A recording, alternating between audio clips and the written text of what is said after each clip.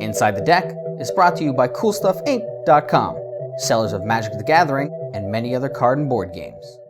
So we are at the Born of the Gods pre-release, February 1st, 2014, and it is, as you can see, quite a crowd. Magic the Gathering players, may I have your attention, please? Thank you all for coming out to our 8 p.m. Born of the Gods pre-release event. Give yourself all a round of applause. Pre-release gives players the opportunity to experiment with new cards in an up-and-coming set. It gives them the opportunity to try new mechanics out, get an idea of what's going on, and give them a better idea of what the standard format is going to shape up in the future.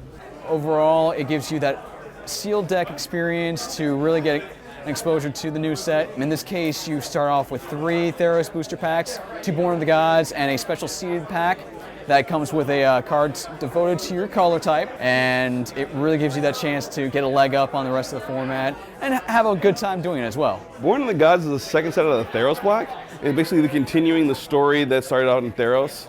So I think the story right now is that Xenagos has become a god, and everybody's kind of upset about that because people aren't supposed to be able to count gods there.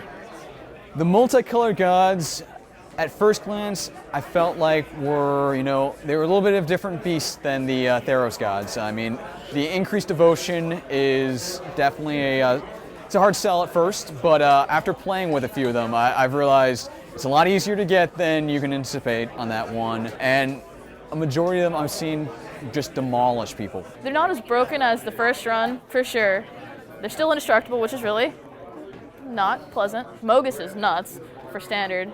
He'll probably be a back-breaking card. As for the other gods, they have their own qualities. Xenagos is obviously red-green monsters playable, but it's not as bad as a turn 3 Thassa.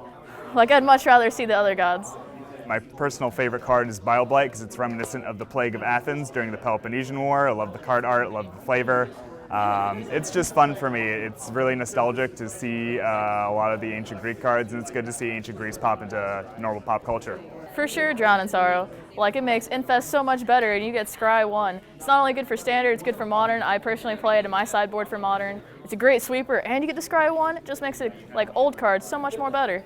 I actually didn't think I would, but I actually really like the inspired mechanic. In Limited, it's pretty crazy. You're attacking with your guy with something that you're going to do anyway, and then you untap him and you get extra bonus stuff. So it's really kind of cool.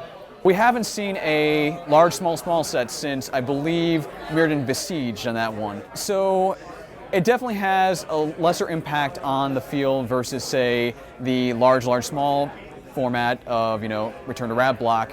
And again, with Constructed, it's not going to shift the format that much. You're going to see maybe 3 or 4 major cards really try to bolster a lot of the current archetypes. I mean, Mono Black, you're going to see Bile-Blight come in. You're going to see possibly the Scry Infest. You'll see a lot of stuff for Brimaz for White-Black. Esper Humans, I think, will also run it. Again, don't think it's going to shift radically, but we may see a new archetype or 2 pop up as we go along.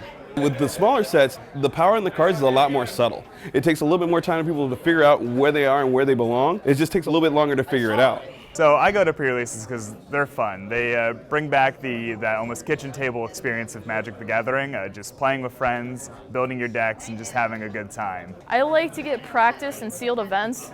I think it's great practice for bigger events like PTQs and stuff where they have sealed formats, so it's just practice.